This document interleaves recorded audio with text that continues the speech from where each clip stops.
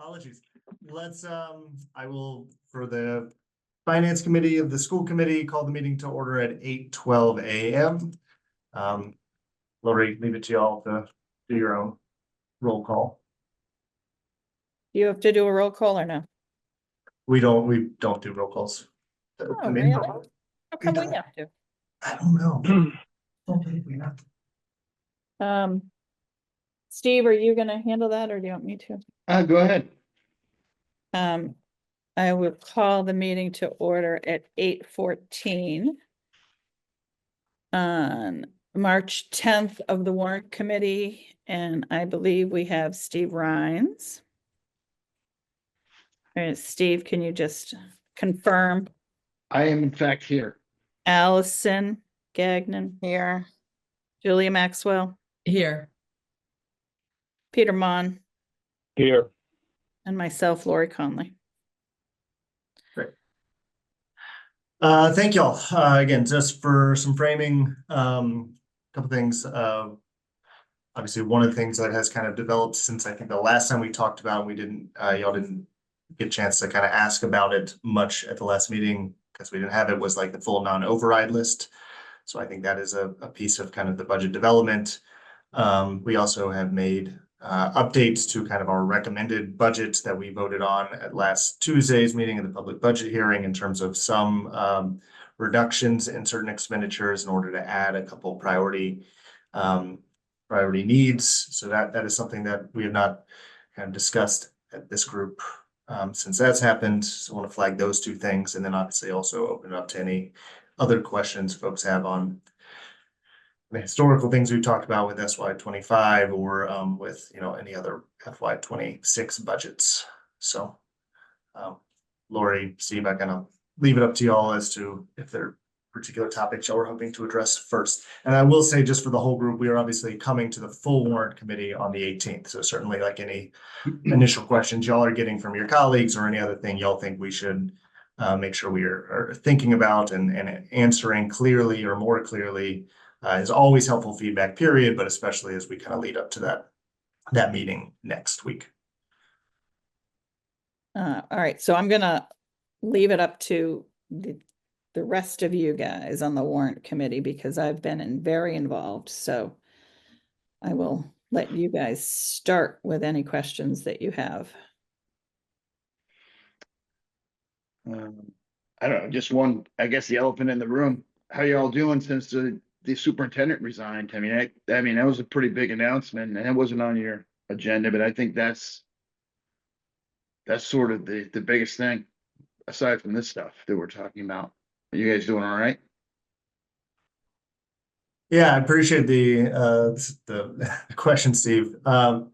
Doing okay. I mean, obviously it's a lot of additional work that at this point is kind of falling on Lizzie as the chair to kind of get some information together to identify, how we are able to move forward. And we obviously haven't really had a public conversation as a group about how we, interim versus kind of non-interim, and how we move forward as a district. But it's definitely an additional complication and impact into kind of how we are thinking about both the budgets and then also the override communication, and then just broadly speaking, just how we are kind of leading, how the district is kind of being led in terms of its vision for the next few years. So it definitely is sad we will have a change in that leadership, from my perspective at least. Yeah, I didn't realize he was about a year and a half. Was that all? Was that what he said? Yeah, I mean, if he finishes by June 30th, he'll 2 years. That's what I'll have done. That's a quick turn. I'll come back. I just want to see it. I just want to do a check-in, see how you guys are doing and gals are doing.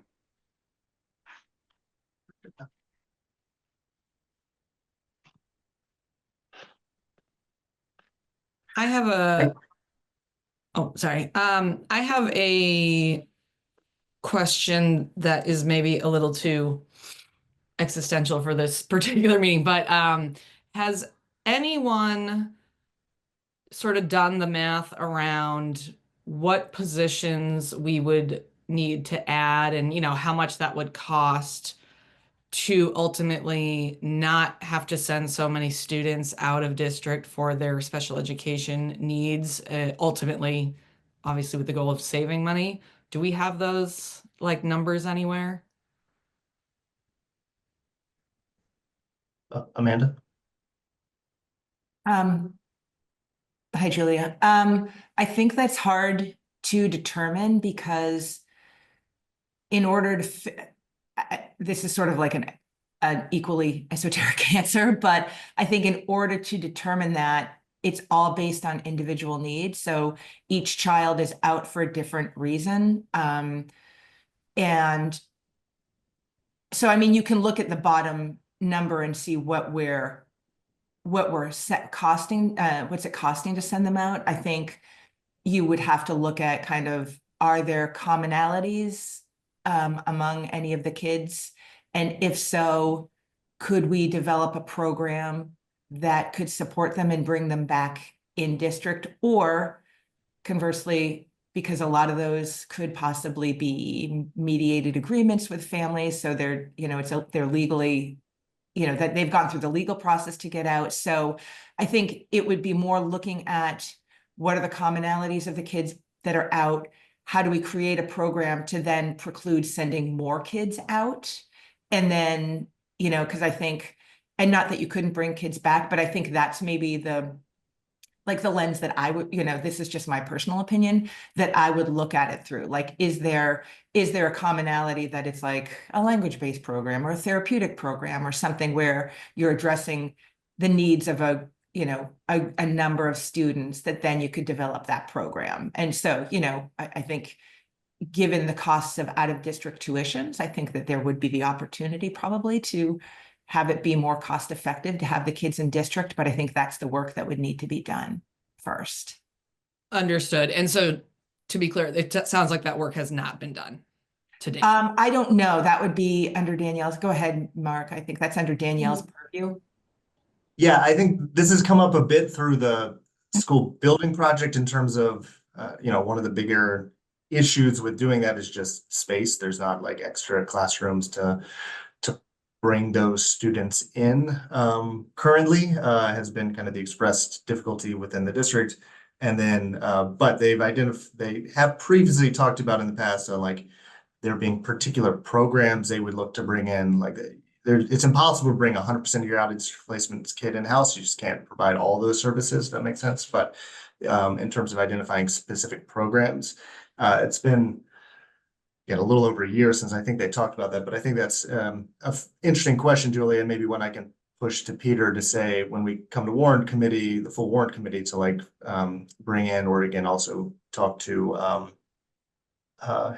talk to Danielle to kind of bring some information on, like, when we talk about kind of bringing in out of district placement costs, given those expenses and the fact that we want kids to be within their local community, what are the priorities of the district in terms of those programs that we would want to bring in first? And potentially, they also have the cost implications. Yeah, and I think those conversations have started, but beyond that, I'm not sure where they are. But I know that is definitely something, that I know that Danielle and I have talked about in the past. But beyond that, I don't know the work that's been done. So we could ask that. And wasn't there also something when, Amanda, we were on warrant, there was a discussion about certain like medical challenges? They wanted to have like a medical classroom. I don't know if I'm saying that correctly. No, you're saying it right. So I think if there are certain students who require that are more medically complex and they require medical support in order to participate, then we are required to provide those services. So it could be nursing care, it could be something. So there's certain things that you don't go so far as, like, it's sort of around the lines of things that a nurse or a could do, but not things that you would have to go out and have done medically, if that makes sense. Yeah. So at that time, so that varies by IEP, and it would vary by which students are in the district and have that need. So that's probably a fluctuating thing, that if that child leaves or goes to a different school, that cost either leaves or goes to another program. Got it. Okay. Thank you. Yeah. Well, and I actually thank you, but was that the issue, space, that we didn't have a classroom for those children? to be able to create that, do you know, or if it was too complex to do? Do you mean, They were trying to create that medically complex classroom for children. I think it was more that you had, my understanding, if I remember correctly, and I'm going back, but I think it was more that we had to hire the people as opposed to creating. I think what they were saying is, in order to create a medically complex classroom, you need to have the staff for it. So that doesn't, I don't think it necessarily means that it's a separate classroom. It means that if there is an existing, say, some separate classroom, that you would have to hire the staff, you would have to hire the people to support those students in that particular space.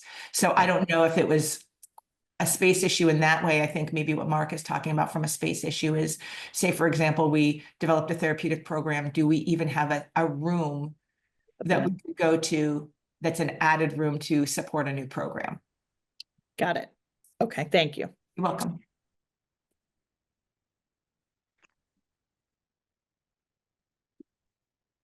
Allison, did you have your hand up? Yeah, I can go. So obviously, I think with the Peter news, that's a huge blow to the community. I think that we're going to be going through 4 superintendents in 5 years, and I think that's going to be a major hit to the town for this override, because you're going to need to build back even more trust that's lost in the community. So I think that's just a huge eye opener for this override. And I think that needs to be some much attention drawn to that. And sort of what you're going to do to support this override without a functioning superintendent in that transition. Because as somebody who's been on the budgets with three different superintendents, we're definitely going to be challenged, and there's things that get lost under the radar when you don't have strong leadership. So it's like, we've been fighting for that ELA for 3 years. I see that, from the last meeting we put it in. I had asked for a positions request of who was going to be, who was a non-teaching position, and I didn't receive it, or if you guys have it. But I haven't really seen an evaluation of these positions.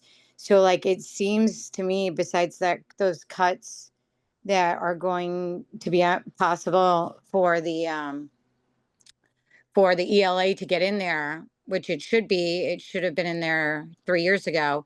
But we really should be evaluating, because I do think this number that you are presenting without really evaluating everything is extremely challenging. And I know that select board's going to have the ultimate decision, but at the same time, it comes across as an all or nothing type of mentality. And I am under the understanding from what, the budget is, that we're going to need free cash to supplement in the long term, or even to get in, because 2025, we're still going to be in a deficit. So I really need to understand what's going on here, because it doesn't seem like we have all of our ducks in a row. It really seems like we're putting some of the positions, and we're not really evaluating which ones to get in some of this ELA, but then we're still going to be challenged budget wise, and we're not using free cash, from what I understood from the last meeting from you guys. So I find that impossible. And how are we budgeting going forward? Because we're still going to be in a deficit, because we don't have the amount of money coming in to offset what we're going to be having for positions. So we really need to, budget. Like, so I just don't know how it's happening, so that we're not going to need to override in another year. We'll get through 20 if we get the full amount, but we're still going to need another one. And then we're talking long term about this school building, and we're not budgeting for the buildings we have now. So I'm kind of confused on where we're at, and if I could get some more explanation. Sure, happy. There was a couple of things there I just want to hit on. The first thing you mentioned was a positions list, and I don't. Are you talking about the new positions added? I know that's something I think we shared So, previously yeah, that we're working on, so but the what- non-teaching positions, do we have a list of the non-teaching positions? yeah, like all positions that are not in Unit A, which is like the teachers union. Is that the question? The Uh, request? yeah, just the ones that we added in the last 3 years, but additionally, a list of teaching, if it's, are they all considered non-union that are non-teaching? They're different unions, and some of them are union, some of them are not union, that are not, it's just all teachers are under what's called Unit A, union, the MEA. So that's union that includes all teaching staff fall under there. So paraprofessionals, custodians, curriculum directors, things like that would fall under kind of Sure. different unions, assistant superintendents, right? Business managers, yeah. That would be great. So you're looking for a list of all positions, all Yep. non-Unit A positions. And by Uh, salary, yeah, I could have their salaries so that we could really go through, like, I just want to know if Katie or whoever has gone through these positions and said, hey, you know what, I'm willing to give the town, like, I've said this for 3 years, we've added on, but we really haven't evaluated, are these positions necessary? I think for this override to pass, you have to give the town something like, that says, hey, we went through, we went through each position, evaluated and said, this is not, we can live without this position because this person's doing this position, or this, like, a curriculum director. If you haven't, I've said this a couple of years ago, if you have strong curriculum, you might not need necessarily a curriculum director. Curriculum director sometimes, we'll need it for the ELA because we're in the need of a change of it.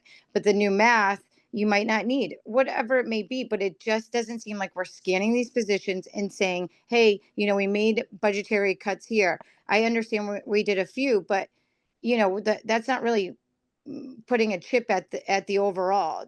And we've been adding and adding, and we've never, as somebody who's done budgets, you put that bottom line and you say, like, okay, like, I've evaluated and I put in accurate numbers. I mean, that was why the out of district went up. We went up 14%. We knew it was going up. We didn't budget for it, and that's why we were in a special educational need. We were all there at that meeting in October last year when they told us that was going to happen, and it didn't get budgeted. So I'm just saying, like, for the town to have trust, we have to really look like, and nobody wants to do an audit, but at the same time, we have to do our own internal audit of these positions to say, this is what we need to do in order for it to come across to the town. Like, we're really trying to run a oil run ship, So I'm just wondering Yeah, if that's again, been done.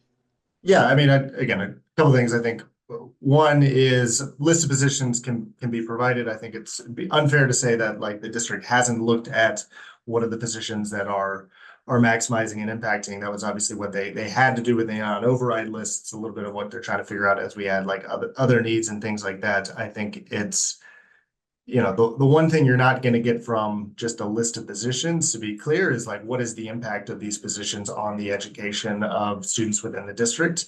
That's just something that, it from, like, a title of saying, hey, do we need this role, like, from a third party, myself included, any of us sitting outside the district.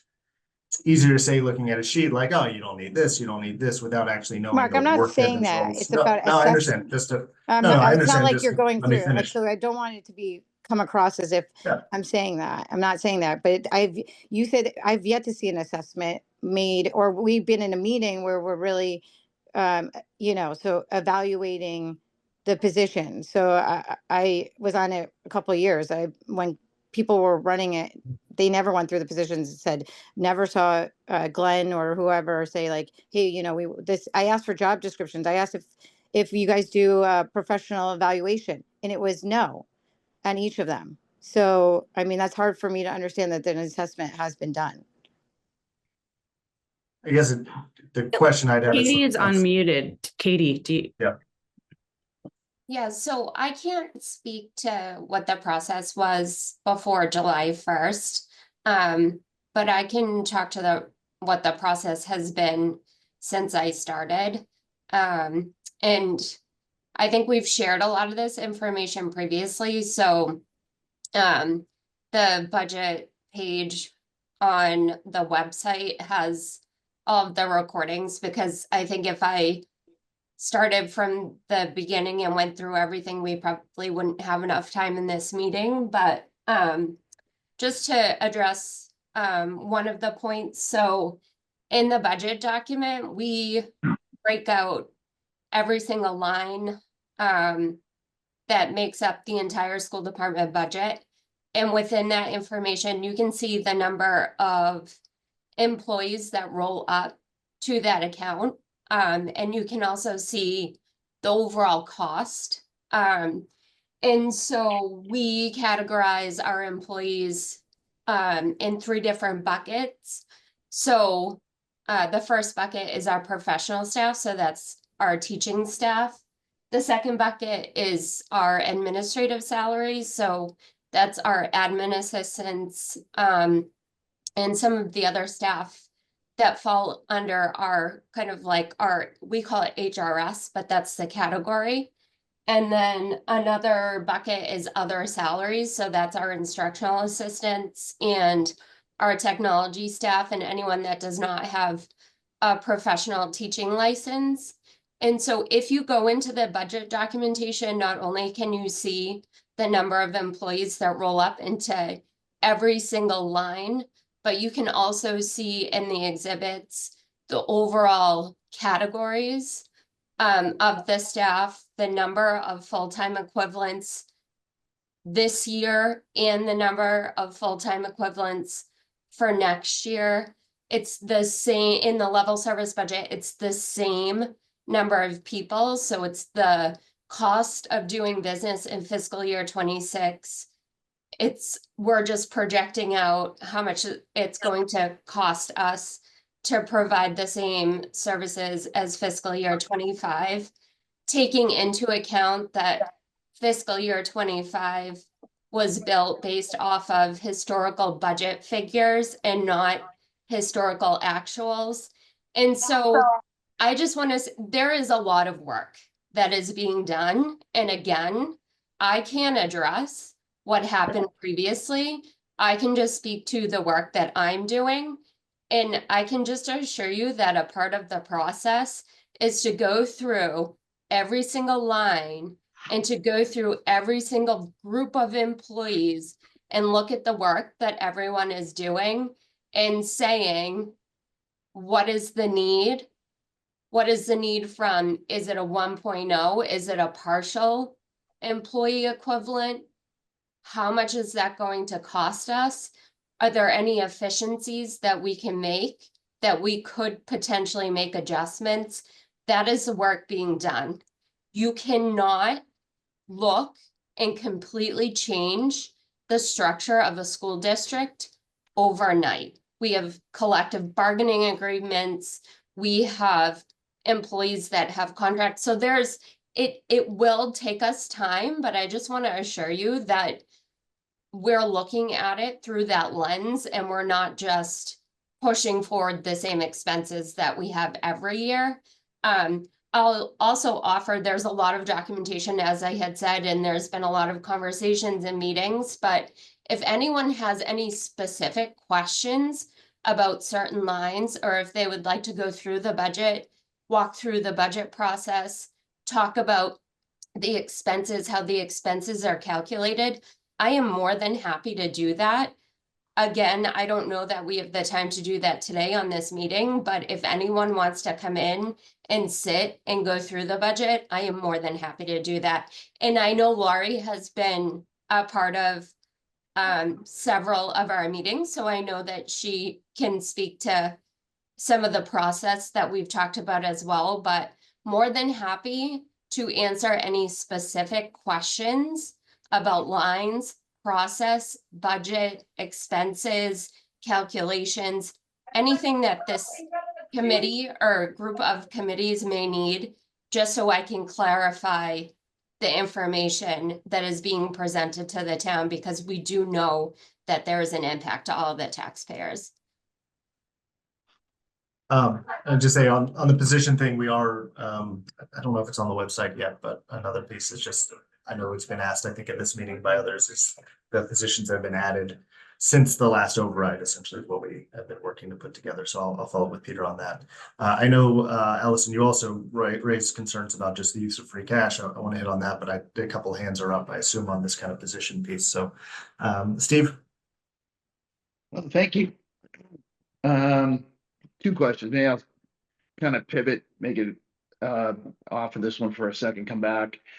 It looks like if in a non-override budget, the clubs could be cut, right? In looking at that, one of the questions I have is, have we considered, I think we're looking at, I think Peter said something about $200,000 potentially could be cut. Have we considered potentially increasing the fees for some of the sports? I mean, potentially having a sliding fee scale based on, I don't want to say income, but based on family situation, so we don't want to lose any of these students or not create a situation where kids can't play. I mean, I know how much sports meant to me my whole life, and I'm sure it's the same for a lot of these amazing kids. Have we looked at that so we can try to figure out how we don't impact them? Is there something y'all are talking about to address this? It's a pretty big issue, and we're in our last meeting, and I came across and trying to figure out how to say this one. I didn't realize that there were stipends that were sent to some of these clubs, which I know they're really important, right? There's not a lot of outlets for kids in our town to go to. There's no boys or girls club, or there's none of that, and they need this. Have we looked, what kind of creativity are we looking at for that? Yeah, no, it's a great question, Steve. I think generally it highlights the significant impact that will be felt if the override doesn't pass. So I think that's number one, is we have to put in the work to educate and convince town that like we need these fundings. It's not just the clubs, it's the interventionists and the librarians and the sixth grade teachers and the high school teachers and the all the other thing. Every single one of those lines has real significant impacts on student learning and experience. And so I think you're hitting on one that is really important. In terms of discussion of fees, it's something we've started talking about. We talked about it a bit in December, I think, and we talked about it a bit at our meeting last night. We've somewhat delayed it as we've been working to try and finalize these budget for FY26 and also address the FY25. But it is something we have discussed as it relates to just generally how do we bring in revenue to cover expenditures for the district across sports and after school programs and other things. So there's, I think, still work to be done on fully assessing the fees.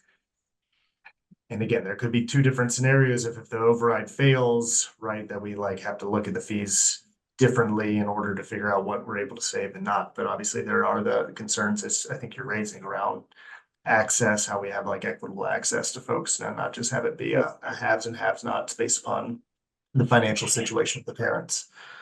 Yeah, it's definitely something. Listen, we've got a lot of 40Bs coming into our town. And I think we need to make sure that all our students have the opportunities to participate in these amazing clubs, sports teams. I mean, some of them, it creates opportunities, right? So I had the opportunity, and I think Amanda may have as well. I don't want to speak for you, but with Suffolk Construction and Boston Scholar Athlete program, which is an amazing program where they sponsor, children who, don't have all the opportunities. And it was just seeing these children rise up is amazing. So I want to make sure we do everything we can. If there's anything I can do to help you to work on some creativity ideas, I'm all in to help, because I think this is so important. The other question I had for you is, and I don't want to drill in on the budget too much, but over the last couple of years, and all school districts apparently are the same, leveraging ARPA funds for positions. I get it. It was money coming in, it was being utilized. And we all know that they were temporary funds, but have we created, and maybe it's in the budget, Katie, and I missed it, I apologize, but is there a column in that budget that calls out if these were ARPA funded positions? And if so, I think the follow-up on that would be, are these positions that we could combine with other positions to create efficiencies, you know, right? And obviously the goal is not to cut folks, but is there an opportunity to create efficiencies? So Steve, I don't know if you can see this, I'm sharing my screen. know. This is, I think, what we've shared previously that we were trying to put together around just positions added since the last override. Some of these were added through ARPA ESSER funds. Some of them weren't. There's a bit of a gray area there of like, you know, 2 positions could have been added within a particular year.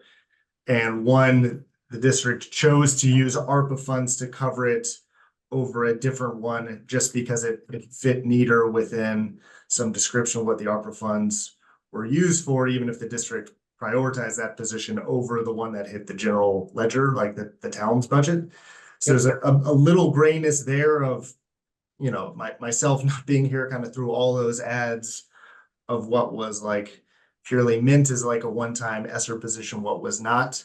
But I think, you know, this is the type of list we've heard and put together, and I got to loop back to Peter on just where we're at in terms of what are all the roles that have just been added. As you can see, like there's a lot of special ed teachers, reading interventionists, and school nurses as we got through this, for BCBAs, adjustment counselors, Spanish teachers. And so this is all, and this gets a little bit to what I was talking about before, Allison, with like Unit A versus the other, you know, educational assistants.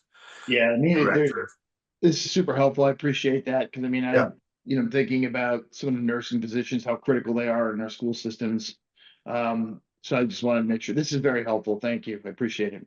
Yeah, so we need to, I'll check with Peter. The goal was finalize this and have this on the website for everybody. When that's done, I'll make sure to send this out to y'all. Hopefully that'll be today. But Julia. Thanks. I'm going to be a little all over the place because I have some follow-up questions from some of my colleagues' previous questions. I'll start just to follow up on some comments that Steve made. I was quite surprised, and I think it's admirable, but to see that there haven't been a lot, it looks like, increases in cost to families for like the pre-K program, the community schools, like the athletic fees, the buses. And while I think that's admirable, I know as someone who currently, you know, my son got into the pre-K program for next year. My other son is in the after-school program. Personally, I would be willing to pay a lot more for those services than I am currently being charged. And especially for things like pre-K and after-school program, if you're coming from daycare costs, those feel like the deal of the century after you're no longer paying for daycare. And I think that as a town, you know, we have a wide socioeconomic spectrum, maybe more so even than the average like greater Boston suburb.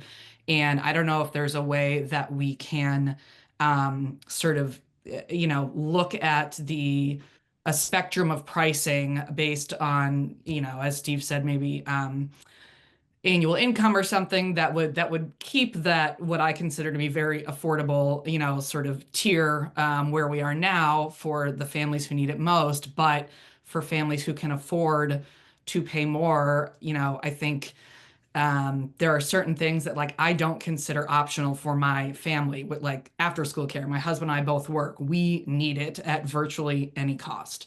So we are happy and willing to pay to have it and to have it available. And I just, you know, while I understand and appreciate the attempts to sort of contain cost for families from year to year, given the inflation and, you know, the budget deficits we are facing, I don't want to speak for everyone, but I have to imagine there are other families like mine that would be willing to pay more for those services that we consider essential for our families. And likewise, you know, some of the optional like buses that I know the district has been looking to add. I'm sure there are plenty of families who would be happy to pay the full cost of whatever that is to not have that be an added financial burden on the town, but to also be able to provide that transportation for their kids. So that's more like food for thought. Can I know you have a few things. I just want to clarify one. The after school program is a totally separate budget, the community schools program. And so increasing or decreasing those fees has an impact on the staffing for and funding for that program, but it has no impact on other things like that, sports, things like that. We do the chargeback piece, but like that is meant to be kind of a standalone cost. And so that is something that has looked at. Katie has flagged that it is something that we potentially need to raise going into next year, just because of the work that program has done with like trying to increase staffing, to increase open seats for families, because that's been a real big, I'm totally with you, Julia, like that's my lifeblood is that program. And I know that's true for many families. So I just wanted to clarify that. There are other things, I think, other fees that we do look at. We saw last year that there are some fees that hadn't been updated in quite a while. I think the two things we've talked about within our meetings around that is like, one, pinning what are our costs compared to comparative communities, right? And like, are we really high, really low? Like how do we think about what those fees are? Because sometimes the fees aren't perfect in terms of like, what is the cost of transportation? We already have to have a bus in order to transport the mandated transportation kids to a certain extent. So like, what's the cost of that additional rider actually? And if there's 12 additional riders versus 2 additional riders, right, that cost per rider is a little bit different. And so, right, it's not a perfect number. And so how do we get to a number that covers the cost, like a reasonable cost, but is also reasonable, again, compared to kind of where we see the, I guess, market as a whole. And then the other piece is the part around, how do we think about the burden to any particular family around like increasing all fees every year, and like how do we try and figure out one of our goals coming to this year before kind of the budget stuff totally overwhelmed everything, was like, how do we create some cadence around, each year we're going to look at, 1 year this bucket, next year this bucket, this year this bucket, and have like a 3-year cycle of like, these are the fees we are going to slowly update to make sure, because there are some fees that weren't updated since 2018, 2009, like even earlier. And so how do we systematize that within the finance process to do that? But we've fallen a little bit Pre-K behind. subsidized? I'm sorry, isn't pre-K meant to be for subsidized? Just had a quick question on the pre-K. Is it Sorry, subsidized by who, I guess? The like, isn't state? it meant to be a lower so that other community, like families in the community could afford pre-K? Katie, do you have any? Is that specific to the Tucker program, or you're just talking about pre-K overall? Well, I Just- thought yeah, to get in, because it's a lottery and it's really in high demand, but I thought it was meant so that families could afford pre-K at a lower than obviously the other pre-K options in town. It's the lowest in the community, correct? So that we can offer pre-K for families.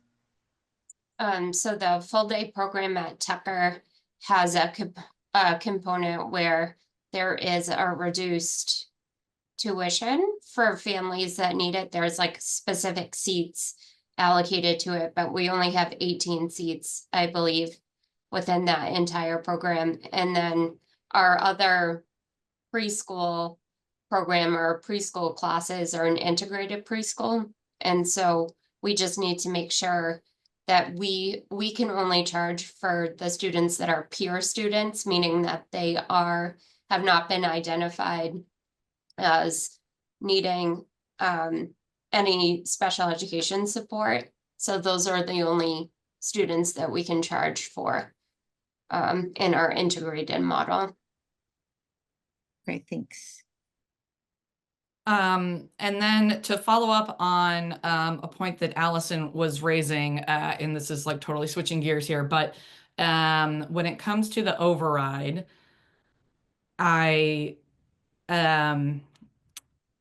if we just get a level service number from the select board, we are going to be right back where we are now. I mean, not quite as dire, but we're going to be in a deficit looking forward to FY27 budgeting.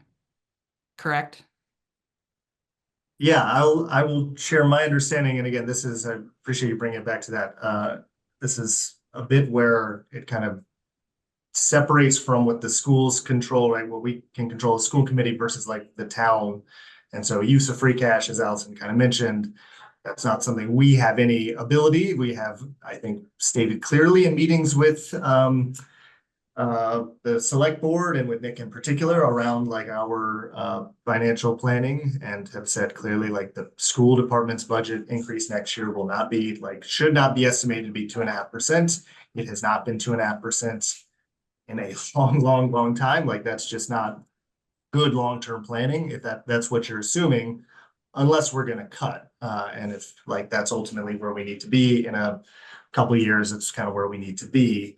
There are things we're trying to do within our own budget to create sustainability, such as kind of resetting those line items to address the kind of structural deficit that we have now, right? That Katie has done, and like have our actuals reflect, or our budget reflect kind of our actuals versus just kind of the rollover of the budget that we talked about. The other piece is the like, establishment of, we're talking about the ELA curriculum being established within the operating budget versus that just being a capital request, because that provides long-term stability of once we get the ELA curriculum done, great. We still have math, science, we got high school curriculums, we got foreign language curriculum. So like there's always going to be curricular needs. And so having a line within the budget allows us to carry that forward. So in future years, when we need new French curriculum, whatever it might be, like we're not in a place where we can't do it because we don't have the money.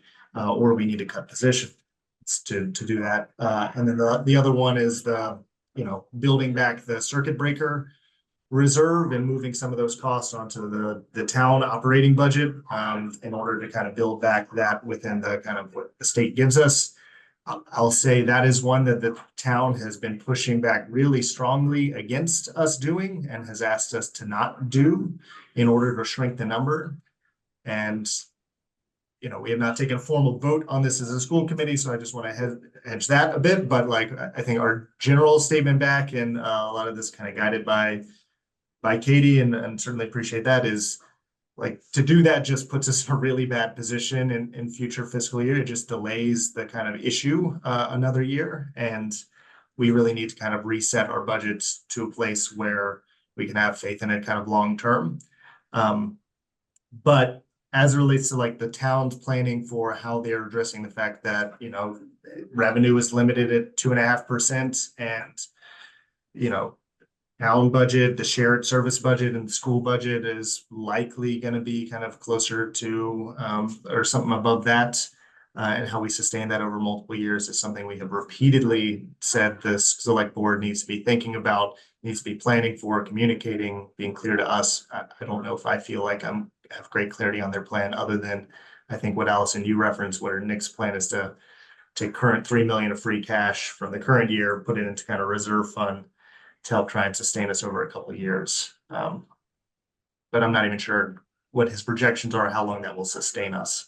So that's all information that I personally struggle with from the school side, because we don't control those levers. We can only share, this is what it means to program, to the costs related to like the program that the school is trying to provide. Lizzie? Thanks. I was just gonna add one note. You mentioned we didn't vote on that. We did vote to approve a budget request that incorporated that amount to begin building back circuit breaker. So that is something the full school committee has approved in our request. And Julia, your question is important, because I think that, I just want to make sure people are still understanding that the level service request for FY26 is different from level service requests of the past, in that it has been, we've used the term right-sized. Katie, as Mark mentioned, has gone through and converted the budget lines to be based on actual costs, and has built back in these sustainability measures like within it. So I think we've seen our level service budget years past not be sustainable, but the level service budget Katie has built for next year would be sustainable if approved as requested, in a way that our previous ones have not been. So I Yeah, just exactly that- we need to distinguish between how level service has been built previously versus how it's being built now for next year, if that makes sense. It Yeah, does. And sorry, go ahead. No, I was just gonna say, like, part of the folks are like, hey, you can't have a 9% increase every year, and I completely agree. Like, the town can't afford the 9.44% increase we're talking about this year. But just to like re-go through the numbers that you all remember out of the 6.4 request, 2.3 of that to essentially is this like structural deficit that obviously we've shared about within the current year of like, okay, we need to right size all these budget lines to kind of be in that place where we don't have to cut student programs in order to cover those costs and be clear on what those costs. And then 800,000 is the circuit breaker reserve. So that's out of the 6.4, about half of it are these like two things around how we're like resetting the budget to kind of create that sustainability. And then so you're talking about a $3.3 million budget on a $70 million budget, which is like closer to that 4% line, which is kind of in historical, in line with kind of historical school increases and what we've talked to the town about. Like, that's a pretty standard increase on a year-over-year basis. Sorry, Julie. No, that's really helpful. And I think you guys have been doing a great job with the website of, communicating outwardly about the sort of trade-offs that we'll be looking at with different override scenarios. I think that could be helpful to have some like verbiage on the website around why level service budget this year is different than it has been in previous years, and how, it does take care of some of those structural inefficiencies that existed previously. And so, basically this is part of the work to fix the problems of the past. So, anyway, just some feedback there. I think that could be helpful. Another small piece of feedback, but in the slide decks that you're putting on the website and sharing at meetings, I would highly encourage you to not use acronyms unless it has been spelled out at least once previously, because for people who live and breathe it every day, it goes without saying. But I'm looking at ELL versus ELA, and I'm like, what's the difference? And NECC, what does that mean? And I have to go watch the meetings to find out. And so I think if you're looking to communicate quickly, that's just a little piece of feedback. Make sure you're not using acronyms that haven't been defined at least once already. I feel like I'm dominating here, but I have one last question. And I know we're pretty much at time, but in terms of the union negotiations or contract negotiations that are upcoming with the teachers, that's correct. That is a thing that is coming. What is the timeline wise, what does that look like? Lizzie? So just to be honest with that, we're still not entirely sure. We're still working through that with the MEA. And for those of us who are not familiar with how this works, like what are the factors? What are, break it down.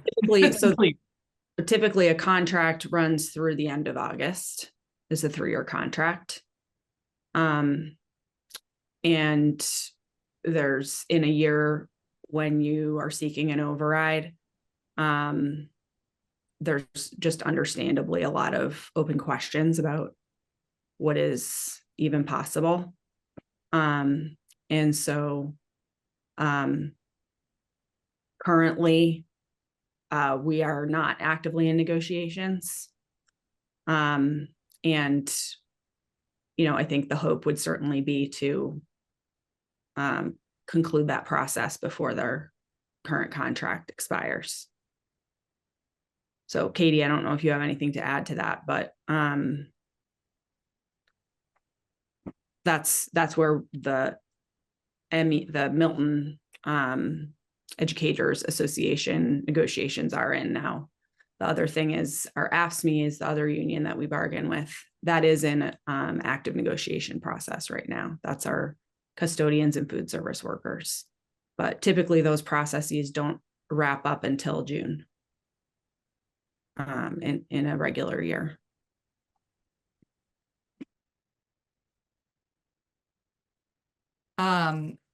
And how has the potential results of both of these negotiations with these two different unions been factored into the budget, or has it been?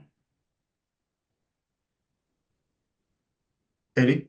So I can speak to that. So we did factor in a projection. So that was another piece that made kind of building the FY26 budget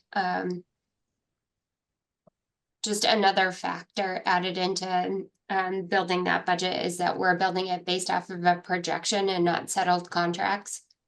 So it's a projection for essentially our salaries are 81% of the budget. So a large majority of that 81% are tied to the collective bargaining agreements, but we did build in what we thought could potentially be the increase or the impact to the collective bargaining agreements. And then we also do not have a settled contract.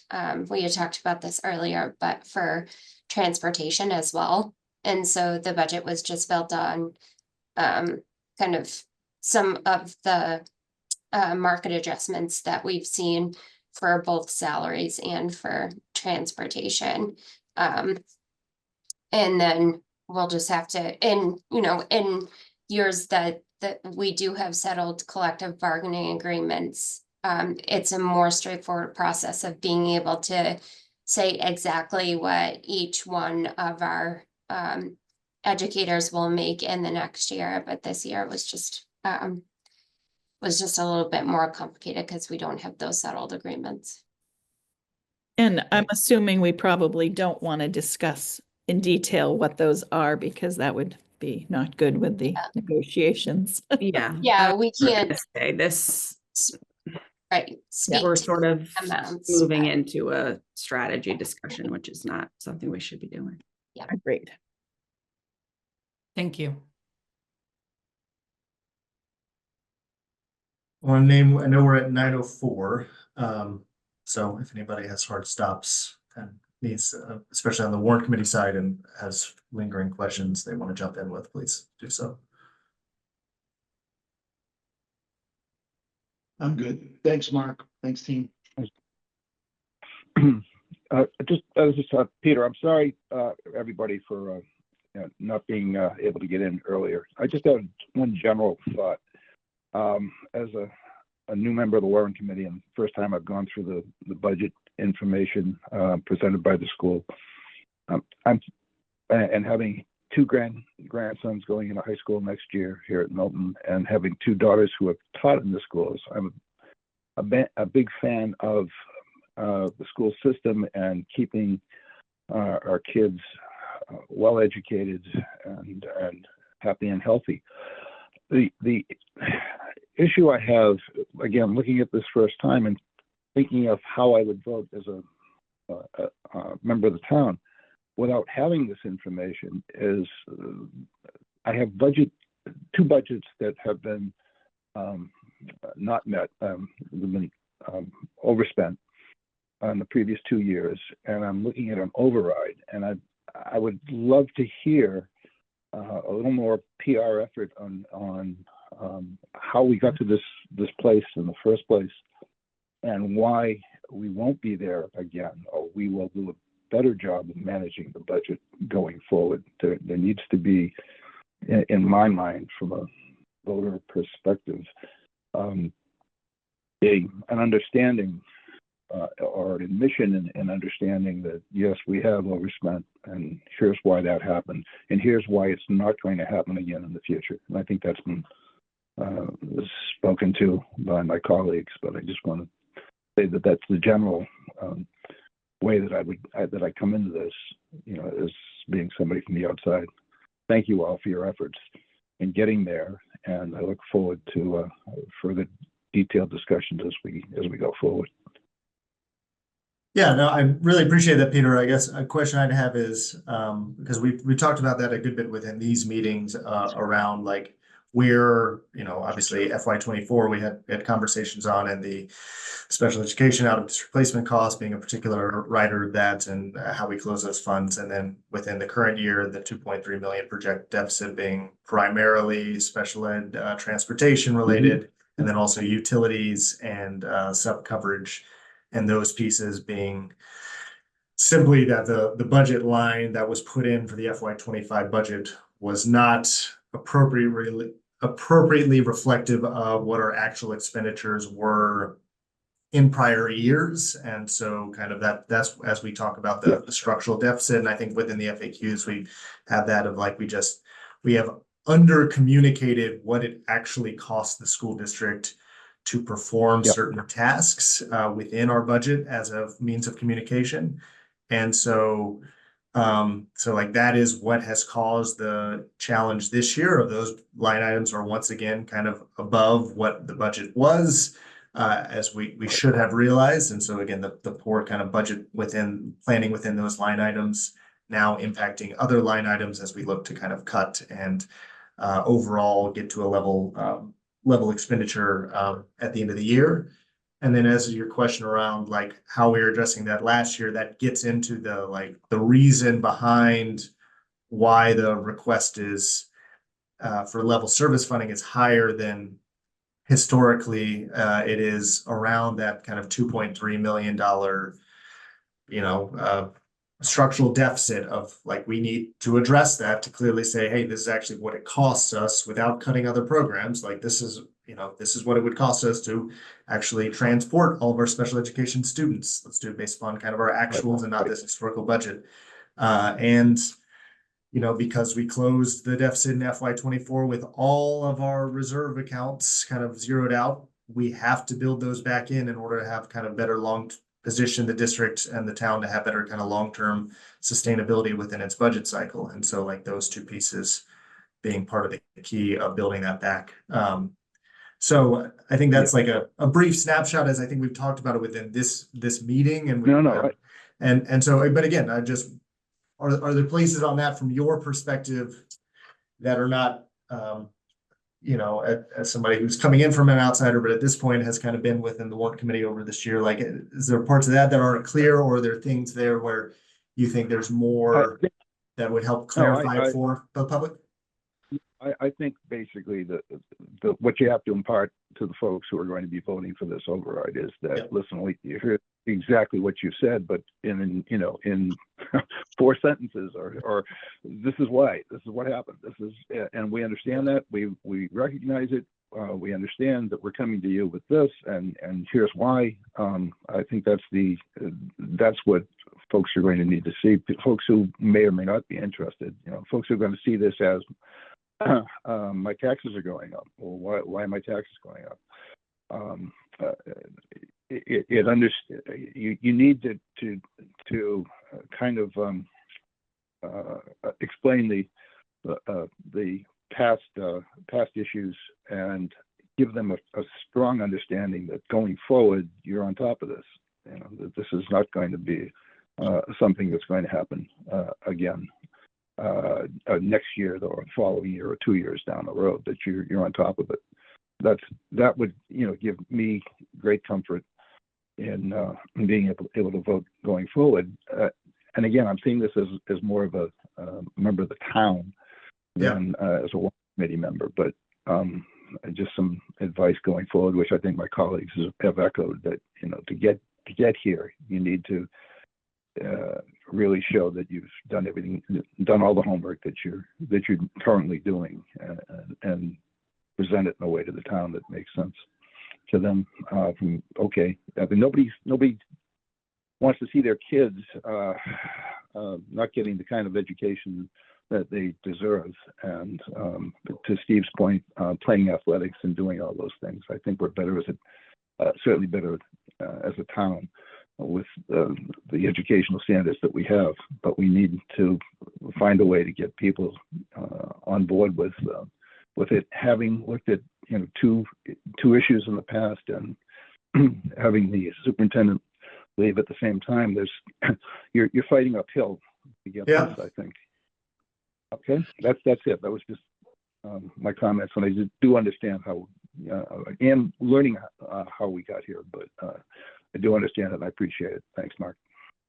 No, absolutely. Again, I really appreciate the feedback. I appreciate the opportunity for these meetings, just again, talk through some things and make sure we are being clear, or if not, clarifying and getting y'all's input. I do also want to make sure that y'all at least feel, as people a group we've talked to about this more than any group, right? If like we haven't been clear with y'all as to like where we are, where we were, like what has led to this, why we have this number, right? That's a problem.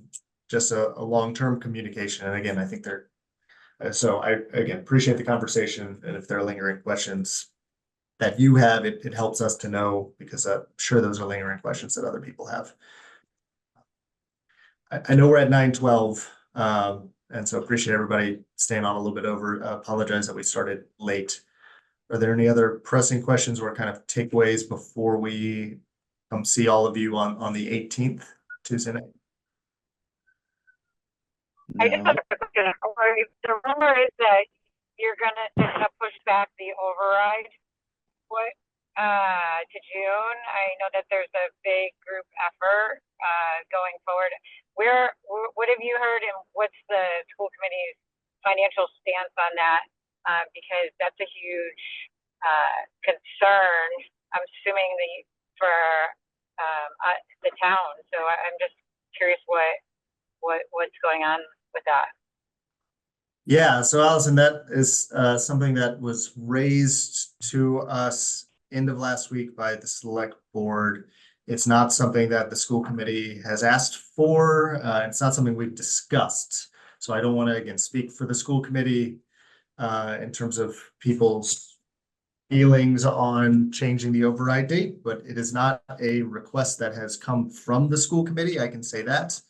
It's not something we've asked the select board to do or consider, and we ourselves have not considered it. Again, all the things we've discussed before in terms of the April 1 helping to meet the kind of May 15th date as flagged by the union regarding kind of pink slips and like not wanting to lose a ton of teachers. Obviously, we know the other balances, like we need time to educate and get people informed.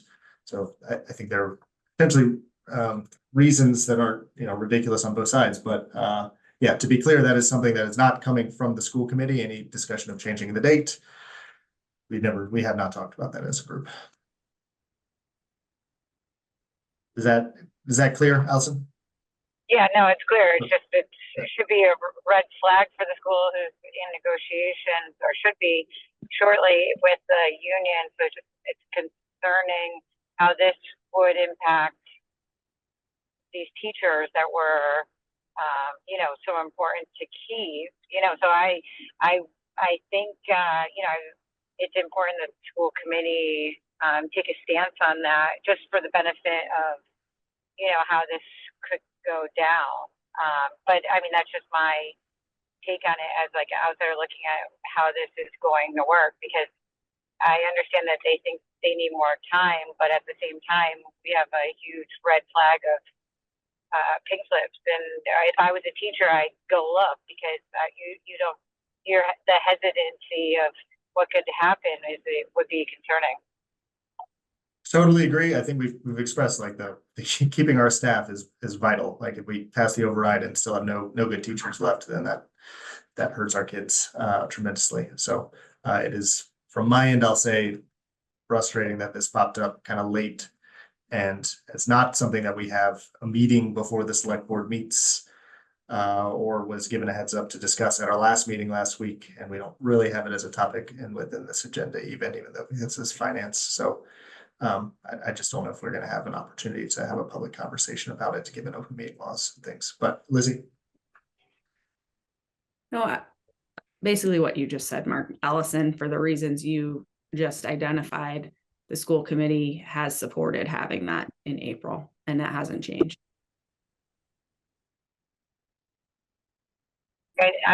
Then maybe for public comment, as you guys have previously gone to, maybe go and see if you could do that, or your committee. I mean, that's what I would recommend, because making sure that that's known to them, because I obviously know that they're it's important to get that to them if that's the case.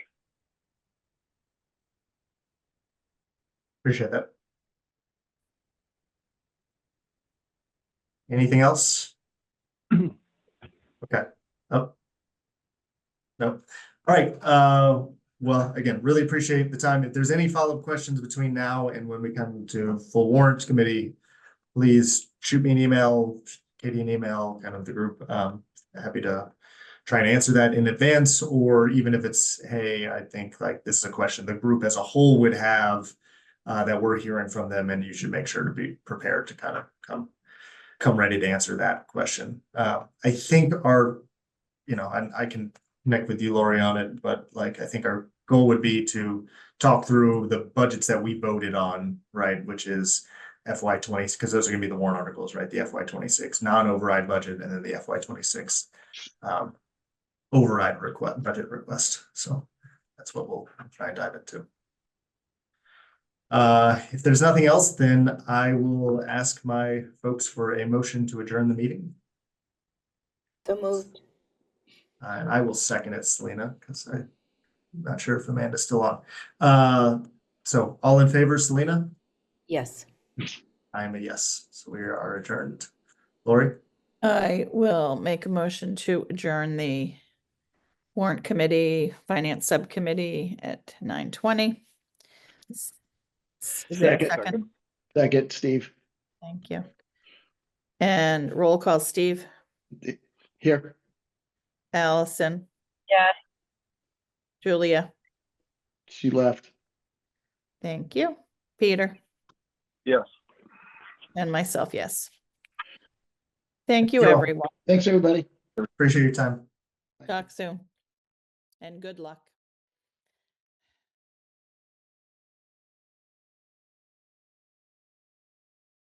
3, 2, 1.